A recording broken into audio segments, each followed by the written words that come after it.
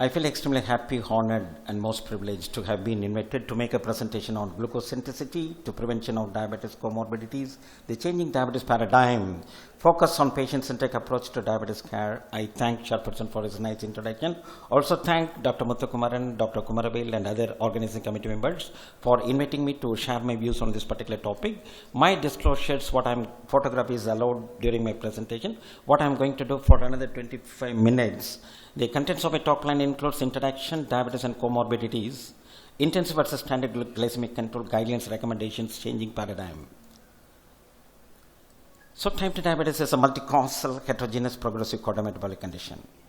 It is progressive. So getting the patients to goal becomes challenging as the disease progresses. Multiple intervention will need to be used while managing hyperglycemia as the day advances.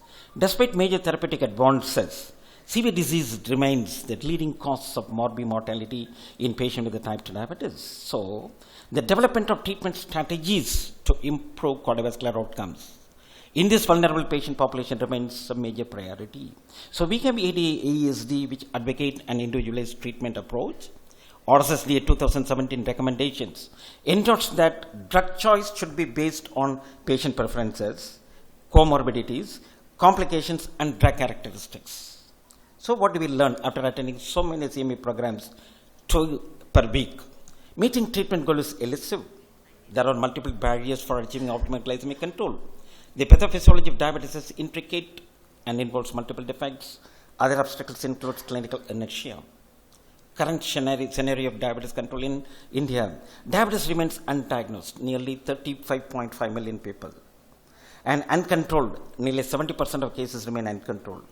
90% of these uncontrolled diabetic patients assume that the disease is under control. They think. So, unmet needs. Only 25.3% of patients with the type 1 and 36.4% of patients with the type 2 have been achieving diabetes control, A1C less than 7. Approximately 19.8% with the type 1 and 16.6% with the type 2 have never received screening for cardiovascular disease. So, OMIN has octet multiple factors contributing to overall hyperglycemia, and there are 11 interlocking pathways that contribute to beta cell damage, dysfunction, resulting in hyperglycemia, arising from impaired insulin secretion, impaired generation of incretins, hyperglucogonemia. Even mild hyperglycemia can upregulate SGLT2 transporters in the kidney, increasing proximal tubular reabsorption of glucose. So, the optimal strategy is to use the least number of agents, targeting the interlocking or the mediating pathways of hyperglycemia, and the regimen should stabilize hyperglycemia, reduce the cardiovascular risk factors, and preserve beta cells. So, incretin-based therapies address 6 out of ominous octet and 7 out of egregious 11. So, if you look into this particular slide, insulin resistance, beta cell dysfunction, impaired generation of incretins precede the development of clinical diabetes by several years, including the pre-diabetes. And these metabolic changes can lead to the onset of diabetes, including the development of micro and macrovascular complications before the onset of clinical type 2 diabetes. So, diabetes and cardiovascular disease. So, type 2 diabetes is an independent risk factor for atherosclerotic cardiovascular disease. It is often associated with multiple comorbidities like obesity, dyslipidemia, hypertension, which are independent risk factor for atherosclerotic cardiovascular disease. In fact, CVD is the main cause of leading cause of morbid mortality. Life expectancy is reduced by 12 years. So, patient of diabetes with previous CVD, 60-year-old or 50-year-old with diabetes, with no history of vascular disease, about 6 years younger at the time of death than a counterpart without diabetes. So, despite advances in therapies, life expectancy is reduced by multiple comorbidities of type 2, namely stroke and myocardial infarction. This particular slide, 2/3 of asymptomatic patients of type 2 have CAD, as demonstrated by coronary CT angio and coronary artery calcium scores, over half of which may have significant obstruction, more than 50% stenosis. Heart failure, second commonest initial CV presentation in a patient with the type 2. If you look into the heart failure and diabetes, they have bidirectional relationship. One can increase the incidence of other. So, heart failure, through neuroendocrine activation, induces insulin resistance and the development of diabetes, and diabetes through micro and macrovascular complications result in heart failure with preserved and reduced ejection fraction. So, asymptomatic CVD affects two-thirds, and two-thirds of deaths are attributable to CVD, and atherosclerotic cardiovascular disease manifests 15 years earlier. LV dysfunction is twofold more common, and heart failure develops early, and CKD in diabetes increases CVD mortality. So, cardiovascular disease risk factors, we have the major risk factors like diabetes, hypertension, dyslipidemia. We have additional risk factors and non-traditional risk factors like inflammatory markers and elevated homocysteine level. So, ASCE, atherosclerotic cardiovascular disease risk categories, low risk, moderate risk, high risk. So, diabetes per se carries high risk without risk factors. When with diabetes or CKD with one risk factors, very high risk. Diabetes with atherosclerotic cardiovascular extreme risk. Slide is not moving. Next is obesity. So, obesity induces insulin resistance, increases the risk of cardiovascular comorbidities, and we do come across progressive weight gain with glycides, sulfonylureas, or insulin or TZDs. The risk of additional weight gain must be balanced against the benefits of this agent. So, the complication-centric model for care. So, based on ASE recommendation, step 1, evaluation for complications. Step 2, select lifestyle therapy, medical therapy, or surgical therapy. And step 3, intensify the therapy. Next is dyslipidemia. So, common atherogenic dyslipidemia, hypertriglyceridemia, low HDL, increased small dense LDL, and postprandial increase in triglyceride lipoprotein. CVD risk factors, ASE targets with reference to high CV risk, very high CV risk, and extreme CV risk. Next is hypertension. Again, atherosclerotic cardiovascular disease risk factor modifications. Hypertension, we have galaxy of drugs and choose and reduce the BP appropriately. So, chronic kidney disease. Diabetic nephropathy is the main cause for CKD. Reducing A1C reduces nephropathy based on the data from UKPD's Advance and Accord. And CV risk, that is patient with diabetes and no CKD, and patient with the diabetes no CKD, and patient with the diabetes with CKD. So, CVD risk increases with comorbid diabetes and CKD. Next is cardiovascular outcomes with reference to varying eGFR, greater than 75, 60 to 75, 45 to 60, and less than 65. So, the cardiovascular outcomes worsen with the CKD progression. So, depression, this was highlighted by Dr. Arun Menon. Depression is associated with proglycemic control and poor self-care and reduced treatment adherence, and it is often associated with increased all-cause mortality and CVD mortality. So, depression, adherence to diabetes self-management with reference to meal plan, carbohydrate intake, exercise, and so on. So, increased risk of missing one or more prescribed medications for previous week with major depression. Next is sleep apnea, again highlighted by Dr. Arun Menon. Sleep apnea or sleep deprivation activates the neurohormonal system, induces insulin resistance and inflammatory markers, may increase the risk for type 2 diabetes and atherosclerotic cardiovascular disease. So, prevalence sleep apnea in patients with the type 2 diabetes. Next is cancer. So, shared risk factors, namely aging, obesity, diet, and physical activity. Hyperinsulinemia, hyperglycemia, and inflammation may directly increase the cancer risk with reference to liver, pancreas, endometrium, colorectal, breast cancer. So, conduct cancer screenings as recommended, appropriate for age and gender, and encourage healthful diet, physical activity, and weight management. So, other comorbid conditions, very important, hearing impairment. High frequency loss in those with the diabetes was significantly associated with the history of CHD and with peripheral neuropathy. So, vasculopathy and neuropathy are the pathogenic mechanisms. Fracture, type 1 associated osteoporosis, and despite increased bone mineral density patient with the type 2 also, they develop fracture risk. So, it is appropriate to assess fracture risk and in older patients with the diabetes and to recommend bone mineral density testing if appropriate. Next is cognitive impairment. It is associated with a significantly increased risk for cognitive decline, greater rate of cognitive decline, and increased risk of dementia. Not moving. So, intensive versus standard glycemic control. Again, not moving. So, intensive versus standard glycemic control. So, data from UKPDS. So, UKPDS has clearly demonstrated the benefits of intensive glycemic control on microvascular risk reduction. When those patients were followed up for another 10 periods, there was a reduction with reference to macrovascular complications also. Whereas Accord, Advance and VDT failed to demonstrate the impact of intensive glycemic control on the macrovascular complications. It's not moving, sir. Not moving. Right. Steno 2, intensified multifactorial target-driven trial conducted for 7.8 years has been associated, not moving, has been associated with 50% reduction in the risk of cardiovascular outcomes. So 2003, which was published, sir, not moving.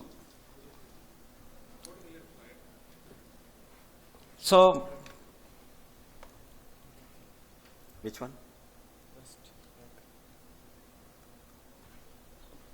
So, Steno 2 clearly shows the reduce the risk of cardiovascular, and when those patients were followed up for another period of 5 years, it again highlighted the sustained beneficial effects with respect to vascular complications. So, 2016, 2 years of follow-up clearly shown that there is increase in the life expectancy.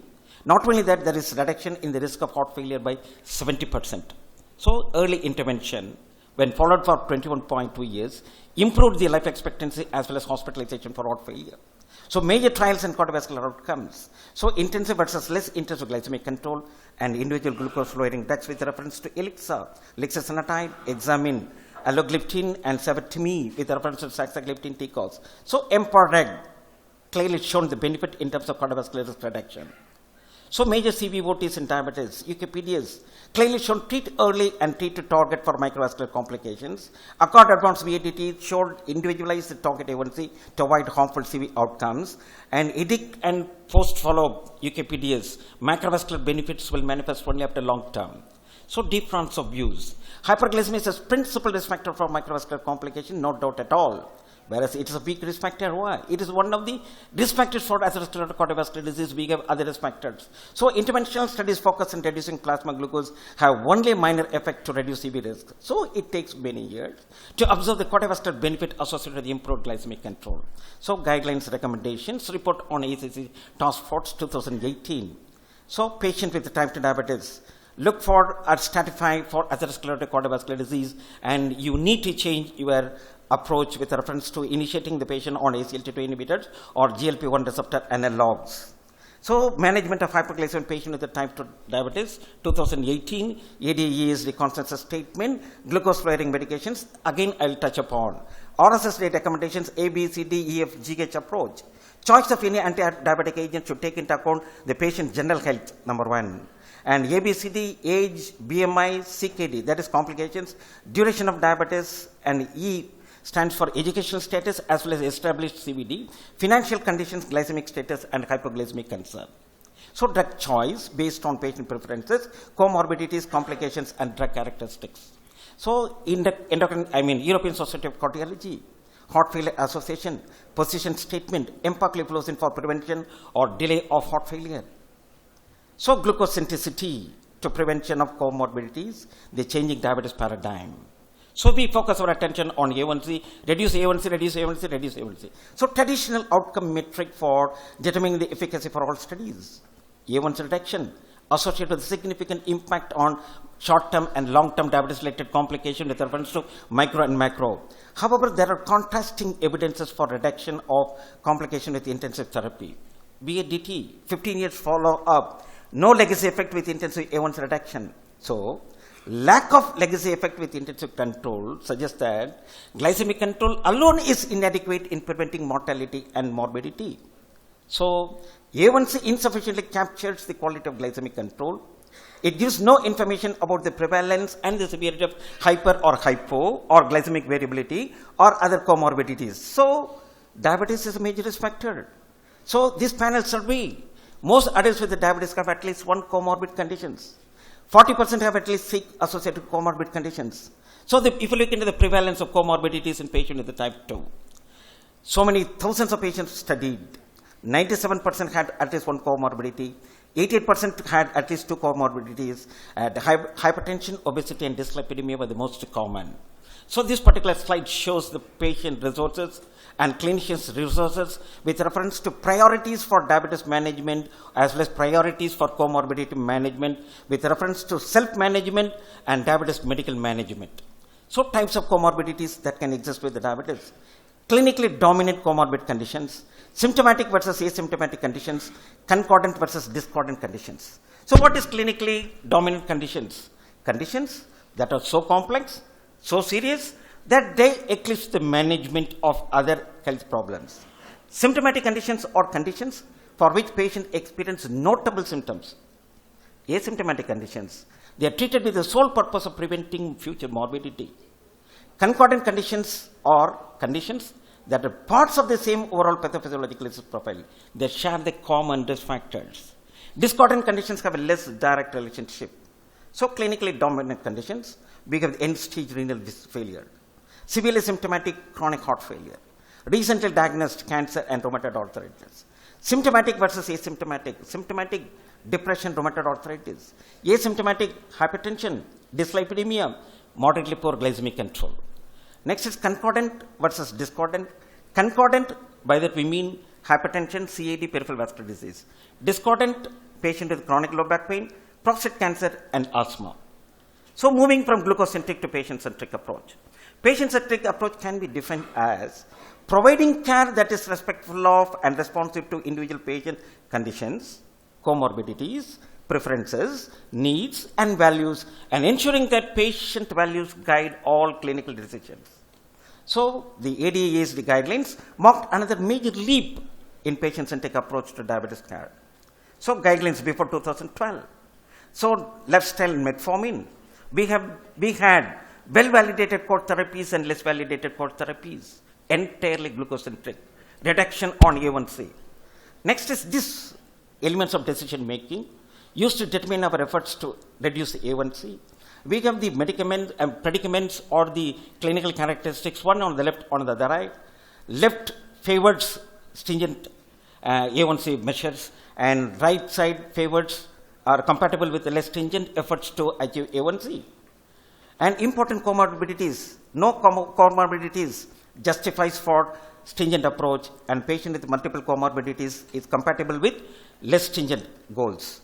And patient with established vascular disease again favors less stringent efforts to achieve A1C. So this particular 2016 guidelines, so based on lifestyle metformin, what next after metformin, based on the efficacy, side effect profile, cost, and the associated side effects. Again, patient factors were included in A1C target setting, treatment algorithm, and drug choice were still entirely based on A1C reduction. So diabetes care, 2019, decision cycle for patient-centered glycemic management. So assess the key patient characteristics. Consider specific factors which impact choice of treatment. Shared decision making plays an important or the key determinant of the management. So agree on the SMART goals, that is specific, measurable, acceptable, realistic, and time limited. So glucose lowering. So what next after metformin? Carefully certify whether the patient has evidence of atherosclerotic cardiovascular disease or CKD, or if there is a compelling need to minimize the hypoglycemia, or compelling need to minimize weight gain or promote weight loss, or if cost is a major factor. Time-tested molecules, sulfonylurea and TZDs. So potential mechanism by which SGLT2 inhibition degrades the CV events, already discussed. So if you look into the meta-analysis of SGLT2 trials, inhibitor trials on the composite of MACE, reduces atherosclerotic events in secondary prevention cohort, but not in primary prevention cohort. Next is composite of hospitalization for heart failure or CVD death. Unlike MACE, CV death reduction is observed in both primary and secondary prevention cohort. Next is composite renal endpoints. Renal benefits are observed both in primary and secondary prevention. That is, consistent and impressive benefits. If you look into the summary of the GLP-1 receptor analog, cardiovascular outcome trials with reference to leader, liraglutide, sustained semaglutide, XL, and Elixa. XL with exenatide and Elixa with reference to lixisenatide. And these are all the baseline characteristics. What are the hypothesized mechanisms of GLP-1 receptor analog to lower CV events? Blood pressure reduction, weight loss, LDL-C reduction, and anti-inflammatory action. So prioritization algorithm of diabetes care with comorbidities, an algorithmic approach to prioritizing care in patients with diabetes and comorbidity, that is essential so as to ensure inclusion of all patients at risk. So step 1, elicit patient's goal of care.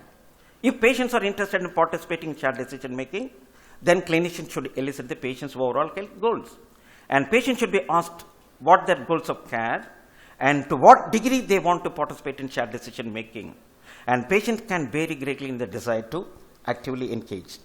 So assess whether the patient with diabetes has any clinically dominant conditions like end-stage renal disease. And patient with diabetes and end-stage renal disease may not benefit from intensive glucose control. So less stringent glucose targets are reasonable.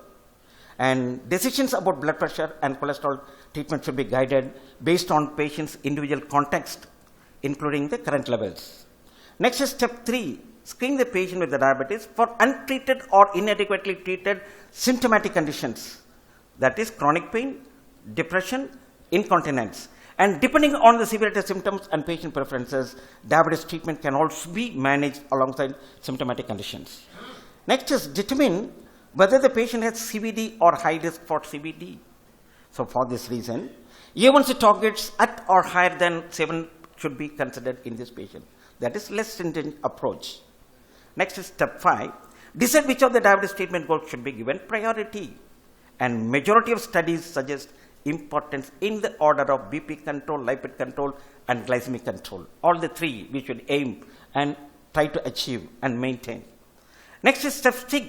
Review the decision frequently and update. Patient priorities may change, and their priorities may not be predicted on past references. So clinicians should frequently revisit patient priorities. That is, now and then you can change the levels of A1C to be adopted. Potential constraints and post-care decision to enter patient-centered care. So this gives a summary of algorithm. Step 1, next is step 2, step 3, step 4, step 5, and step 6. Repeat algorithm, especially when patient's clinical status changes. So conclusion. So successful management of type 2 requires attention to additional conditions often associated with hyperglycemia, and each has some relationship with micro and macrovascular complications. Control of CV risk factor is as important as glucose control in patients with type 2, and these risk factors need to be addressed, and it is critical that anti-diabetes medications do not exacerbate these risk factors. Patient-centered approach to treatment in which clinicians maximize patient involvement in the selection of anti-diabetes therapy. This may lead to increased adherence and improved clinical outcomes. Anti-diabetes treatment should target not only the fundamental defects of type 2 diabetes, including insulin resistance and hyperglycemia, but it should also address other severe risk factors. So type 2 diabetes is a progressive disorder. Patient needs to make a lifelong commitment to a complex series of interventions, including diet, exercise, self-monitoring of blood glucose, and pharmacotherapy. Factors that may negatively impact adherence and that need to be addressed include adverse effects of the medication, particularly weight gain, hypoglycemia, medication administration complexity, cost, and needle phobia. So individualized treatment plans for patients with the type 2 must also take into account the presence of comorbidities and potential adverse effects of therapy. Thank you very much for your kind listening.